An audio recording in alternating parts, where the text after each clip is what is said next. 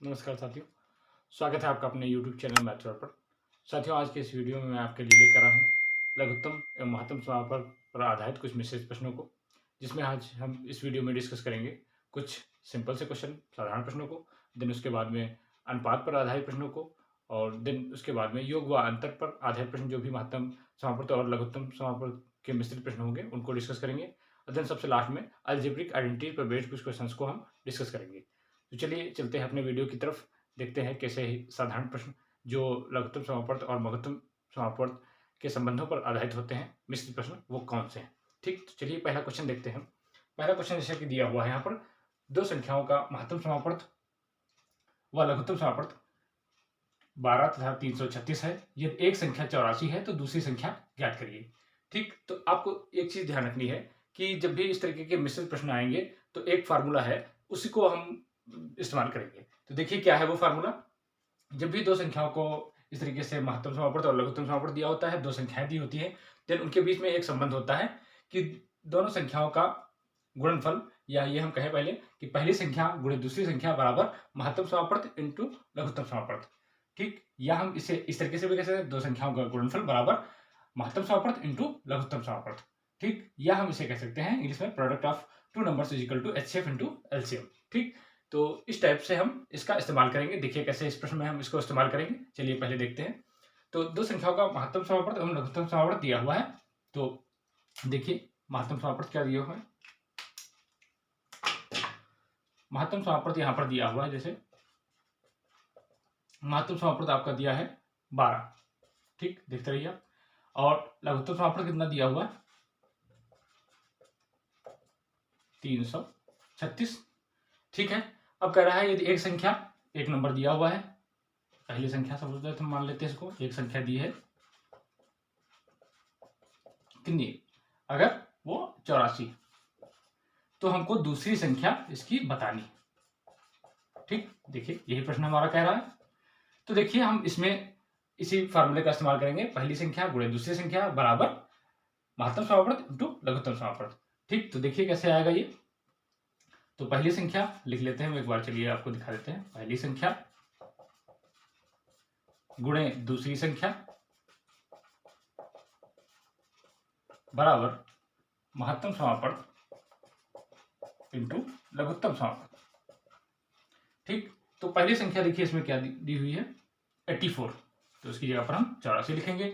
दूसरी संख्या हमें ज्ञात नहीं है, वहां पर मान लो सपोज दैट x मान लेते हैं। और महत्तम समापवर्त 12 और गुणे दूसरा लघुत्तम समापवर्त कितना, 336। इसको हम सॉल्व कर लेंगे।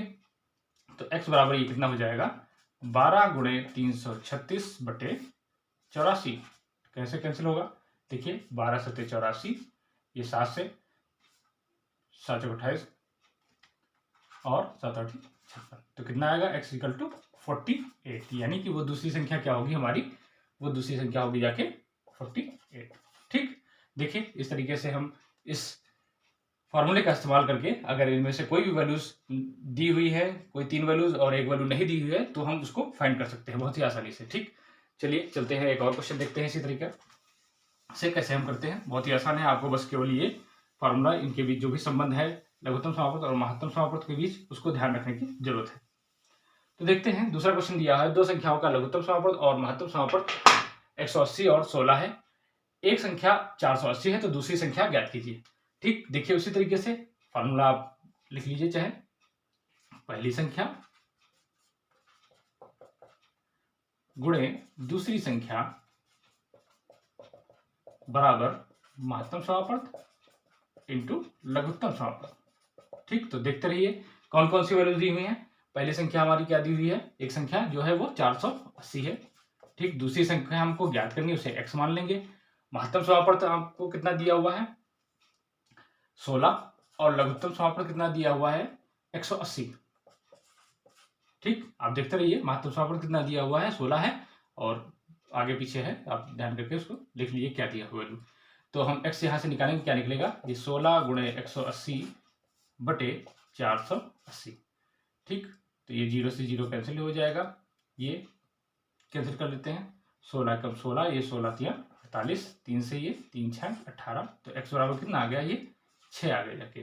यानी कि वो दूसरी संख्या क्या होगी जाके हमारी 6 होगी जाके। ठीक, तो देखिए बहुत ही आसानी से इस हम फार्मूले का इस्तेमाल करके कोई भी अगर वैल्यूज दी हुई हैं 3 और एक वैल्यू पूछता है तो हम उसको निकाल सकते हैं, चाहे वो कोई भी संख्या हो सकती है। मान लीजिए पहली संख्या दूसरी संख्या दी है, लघुत्तम समावर्त महत्तम समावर्त याद करना, तो हालांकि वो तो जनरली हम जो संख्या दी है उससे महत्तम समावर्त याद कर सकते हैं, बट यहाँ पर ऐसा नहीं होगा। जब भी ऐसा क्वेश्चन पूछेगा तो वहां पर महत्तम समावर्त और लघुत्तम समावर्त दिया होगा, उसमें से एक संख्या आपको दी होगी और एक संख्या फाइंड करनी होगी। इसी टाइप का क्वेश्चन इस पर पूछा जाता है। चलिए देखते हैं अगले क्वेश्चन, कुछ अनुपात पर आधारित प्रश्नों को, कि उन पर आधारित प्रश्नों को हम कैसे सॉल्व करते हैं। तो इसके लिए एक मेथड है, उसको आप ध्यान रखेंगे अगर तो बहुत ही आसानी से आप क्वेश्चन को सॉल्व कर सकते हैं। चलिए मैं क्वेश्चन को लेकर उस मेथड को बताते चलता हूं कि कैसे हम उसको सॉल्व करेंगे।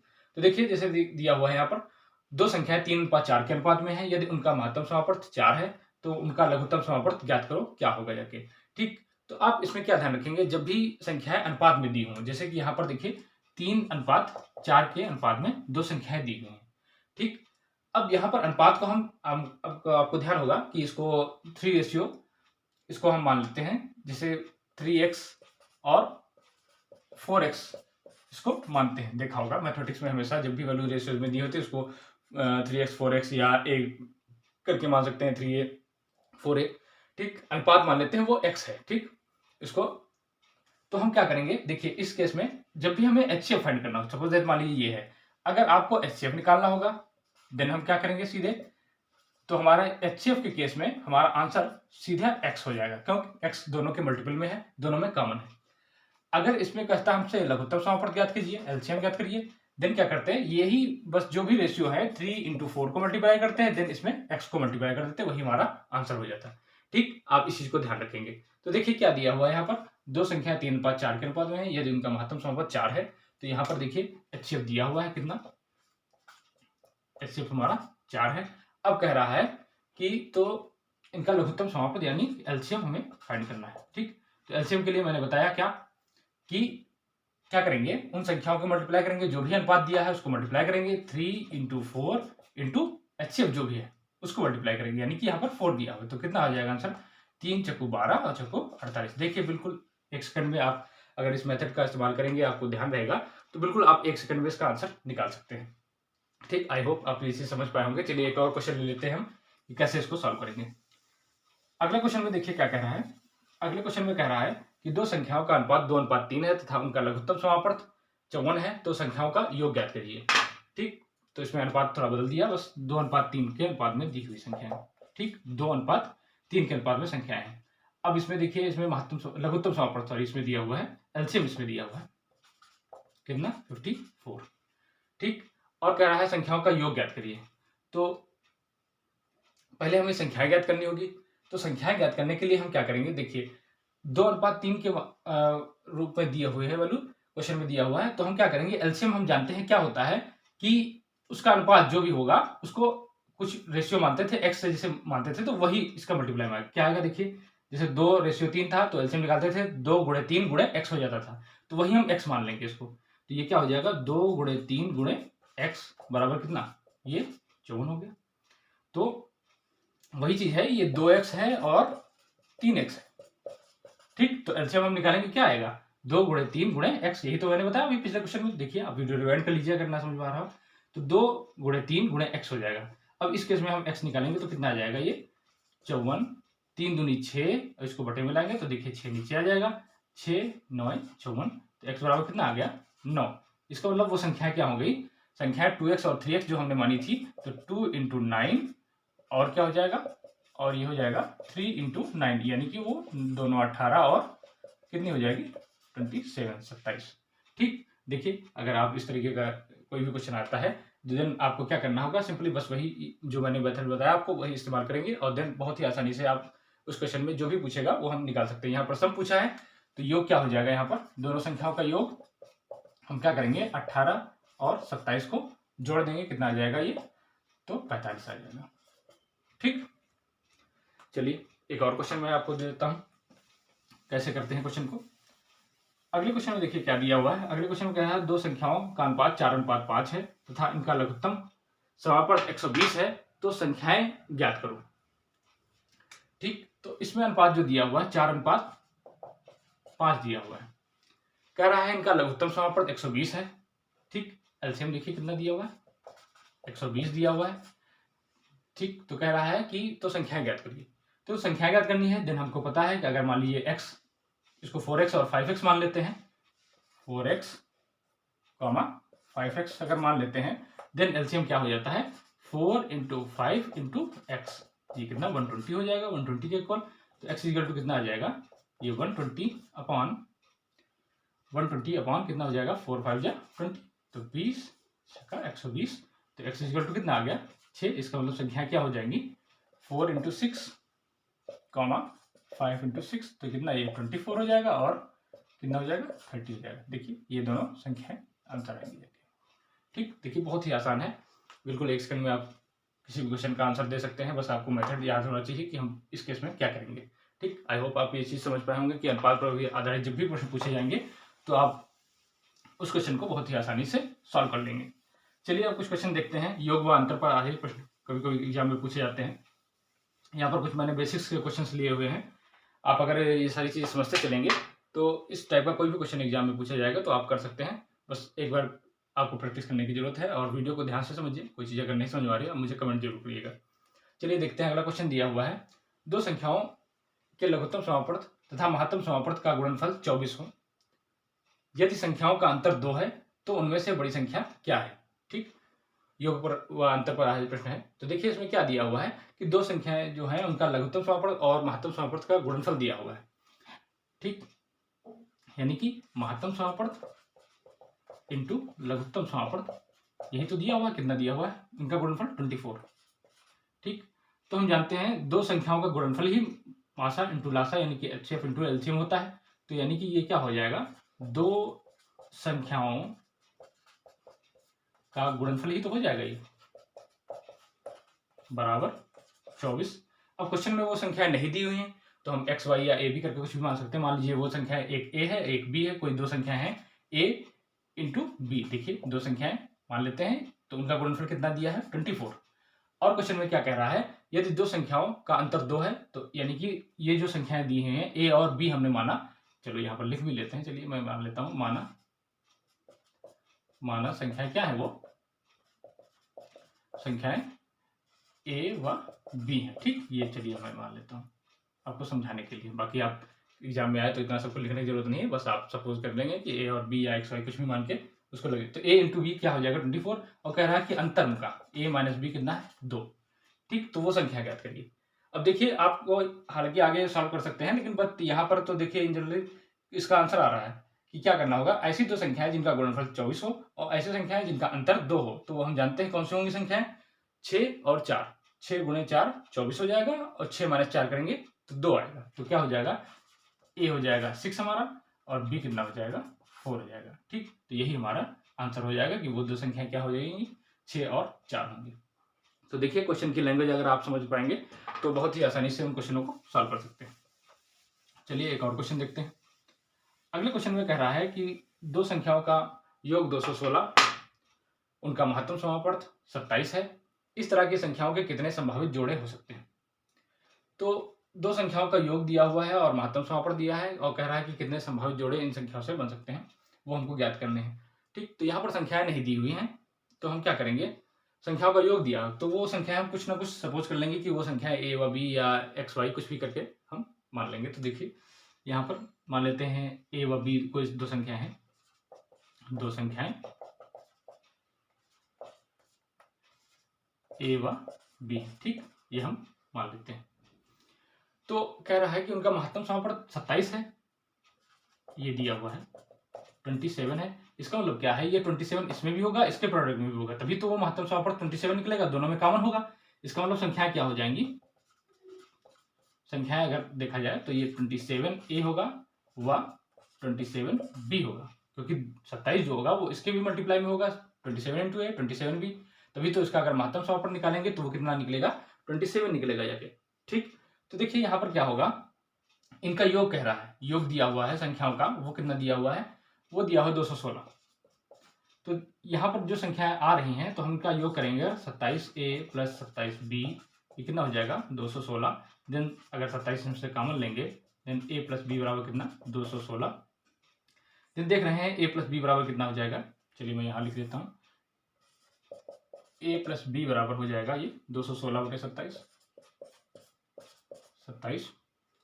ठीक, तो देख रहे हैं ये 27 6 8 7 56, तो 8 बार देखिए पूरा कैंसिल हो जाएगा, यानी कि a प्लस बी बराबर कितना आएगा, 8 आएगा जाके। a प्लस बी बराबर 8 आया, इसका मतलब क्या है, वो दो संख्याएं ऐसी होंगी जिनका योगफल 8 आएगा। तो ऐसे नंबर्स कौन कौन से हो सकते हैं जिनका योगफल 8 निकले जाके, यानी कि वो पेयर्स कौन कौन से होंगे जाके देखिए। अगर हम 3 और 5 को ऐड करें देखिए तो 8 आएगा, चाहे 5 और 3 को ऐड करें तब भी 8 आएगा, यानी कि एक जोड़ा तो ये 3 और 5 का बनेगा। और दूसरा जोड़ा क्या हो सकता है, 1 और 7। ठीक, 1 और 7 को अगर जोड़ेंगे तब भी 8 आएगा, 7 और 1 जोड़ेंगे तब भी 8 आएगा। इसके अतिरिक्त और कोई संख्याएं नहीं बन रही। ठीक, तो हमारा इसका मतलब कितने युग बन सकते हैं, जोड़े जो बन सकते हैं वो कितने होंगे, 2 जोड़े जो होंगे, जो भी पेयर्स होंगे वो पेयर्स कितने होंगे, पेयर्स वो होंगे 2 होंगे, जो जिनका योगफल कितना होगा, 8 होगा। ठीक, चलिए इस तरीके से जब भी लैंग्वेज बेस्ड कोई क्वेश्चन होगा देन आपको कोई ना कोई संख्या मानेंगे जो भी क्वेश्चन में दिया होगा। अगर महत्तम समापन वहां पर दिया होगा देन उसके प्रोडक्ट में जरूर वो होगी संख्या, तो हम उस संख्या में क्या करेंगे, जो भी यहाँ पर दिया होगा उसको मल्टीप्लाई करके लिख लेंगे बस। देन आगे प्रोसेस जो भी कह रहा होगा वो हम करते जाएंगे। ठीक, चलिए कुछ और क्वेश्चन देखते हैं। आपको परेशान होने की जरूरत नहीं है। मैं देखिए ऐसा है थोड़ा, हालांकि मैंने लेट स्टार्ट किया बट आप धीरे धीरे चैनल के साथ बने रहेंगे तो मैं सारी चीज़ें आपको बताता चलूँगा। थोड़ा एक बार आप बेसिक से सारी चीज़ें समझ लीजिए, फिर जब क्वेश्चन और भी कराऊंगा कोर्स कंप्लीट होने के बाद में तो सारी चीज़ें बहुत ही क्लियर हो जाएंगी वहाँ पर, क्योंकि सारी चीज़ें एक वीडियो में जितना ज़्यादा मैं बता सकता हूँ उतना बताने का प्रयास कर रहा हूँ। ठीक, चलिए आगे क्वेश्चन देखते हैं। अलजेब्रिक आइडेंटिटी पर बेस्ड क्वेश्चन जो पूछे जाते हैं एग्जाम में, तो उसके लिए आपको थोड़ा फैक्टर्स को समझना पड़ेगा, गुणनखंड क्या होते हैं। तो गुणनखंड के लिए मैं आगे एक भी चैप्टर लेकर आऊँगा कुछ दिनों के बाद गुणनखंड पर बेस्ड। फिर भी मैं यहाँ पर अगर बेसिक्स क्वेश्चन अगर एचसीएफ और एचसीएफ पर पूछे जाते हैं देन उस केस में हम क्या करेंगे ये यहाँ पर मैं थोड़ा बताना चाहूँगा आपको। देखिए क्या करेंगे, जैसे कि यहाँ पर देखिए दिया हुआ है x² - 9 और x² - 6x + 9 का महत्तम समापवर्त क्या होगा। तो दो संख्याएं दी हुई हैं x² - 9, हालांकि मैंने एक इसमें देखिएगा आप मेरे वीडियोस में जाइएगा मेरे चैनल पर, तो इसमें एक दिया हुआ है अलजेब्रिक आइडेंटिटीज पर बेस्ड क्वेश्चंस को, वहाँ पर मैंने अलजेब्रिक आइडेंटिटीज को डिस्कस किया हुआ है, तो आप जाके वो अलजेब्रिक आइडेंटिटीज जो है वो आप देख सकते हैं। तो यहाँ पर देखिए इसका गुणनखंड अगर फैक्टर करेंगे तो देखिए a² - b² के फॉर्म में ये लिखा हुआ है, ये देखिए a² - b²। ठीक हो गया, 3 का स्क्वायर 9 होता है तो इसको 9 को हम 3² लिख सकते हैं। देन क्या हो जाएगा, a² - b² क्या होता है, a - b और a + b। देखिए तो इसके फैक्टर जो निकालेंगे वो क्या, x - 3 x + 3 निकलेंगे। अगला जो देखिए नंबर दिया हुआ है x² - 6x + 9, इसके फैक्टर निकालेंगे। चलिए मैं यहाँ पर थोड़ा डिस्कस कर देता हूँ कैसे इसके फैक्टर निकाले जाते हैं। जब भी इस टाइप से कोई जो है क्वाड्रेटिक क्वेश्चन दी हो देन हम क्या करेंगे, उस केस में जो लास्ट में नंबर लिखा होता है यहाँ पर जैसे कि 9 लिखा हुआ है तो हम क्या करेंगे इस केस में, जो यहाँ पर देखिए नंबर लिखा है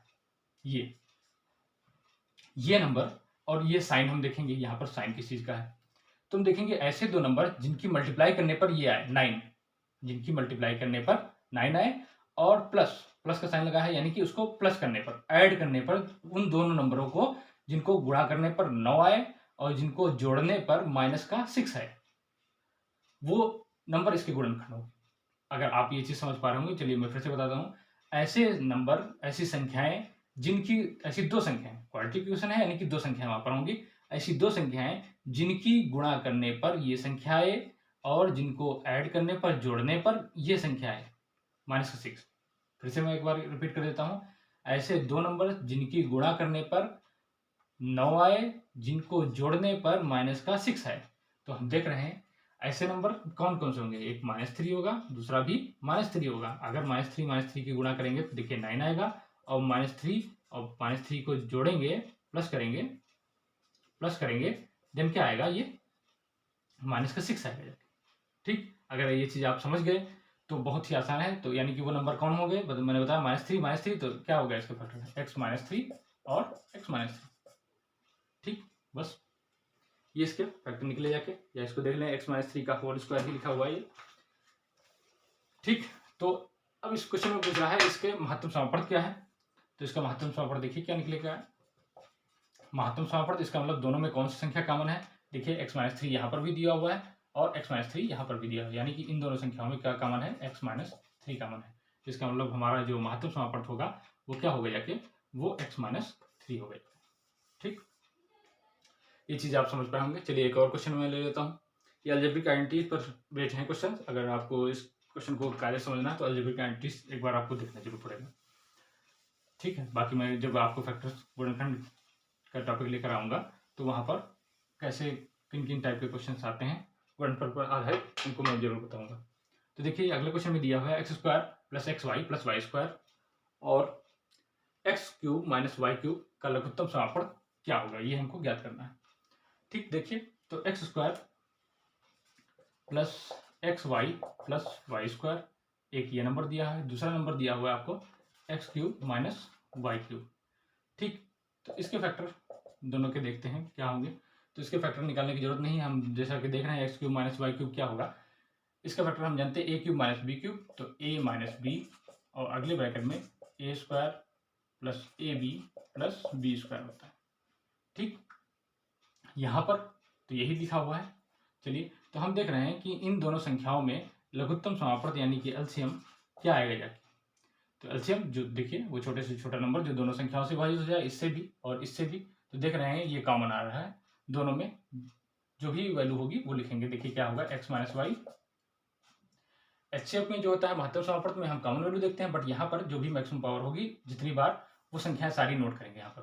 तो x - y ये क्या हो जाएगा, x² + xy + y²। देखिए ये जो भी छोटे से छोटा नंबर है ये क्या होगा, ये इससे विभाजित है, कैंसिल हो जाएगा, और इससे विभाजित है, देखिए पूरा कैंसिल हो जाएगा। तो देखा जाए तो ये क्या है, यही चीज है। तो इसका मतलब इसका एलसीएम क्या आएगा, x³ - y³ ही आएगा जाके। ठीक, तो ये क्वेश्चन थे अलजेब्रिक आइडेंटिटी पर बेस्ड। तो आज की वीडियो में मैंने डिस्कस किया आप पर कुछ सिंपल से क्वेश्चन, साधारण प्रश्न जो पूछे जाते हैं, देन उसके बाद अनुपात पर आधारित प्रश्नों को मैंने आपको सामने बताया, देन योग व अंतर पर आधारित प्रश्न, और देन लास्ट में अलजेब्रिक आइडेंटिटी पर बेस्ड जो भी क्वेश्चन थे वो मैंने आपको डिस्कस किया। ठीक है, आप मेरे चैनल के साथ बने रहिए, आपको नए नए क्वेश्चन मिलेंगे और मैं नए नए टॉपिक लेकर आऊँगा। और देन लास्ट में जब भी हम पूरा थोड़ा टॉपिक सारे कंप्लीट कर लेंगे और उसके बाद मैं प्रैक्टिस सेट कराऊंगा, वहाँ पर हर टाइप के क्वेश्चन आप प्रैक्टिस करेंगे, देन बहुत ही आसानी से सारे क्वेश्चन आपके कवर हो जाएंगे, पूरा सिलेबस खत्म हो जाएगा। बस आपको ज़रूरत है तो मेरे चैनल पर आप कंटिन्यू वीडियोस देखते रहें, जो भी मैं आप पर अवेलेबल कराता हूँ, जो भी कंटेंट है वो आप पूरा अच्छे से देखिए और आपके पास जो भी बुक्स अवेलेबल है उस पर प्रैक्टिस करिए। ठीक, मिलते हैं नेक्स्ट वीडियो में, धन्यवाद।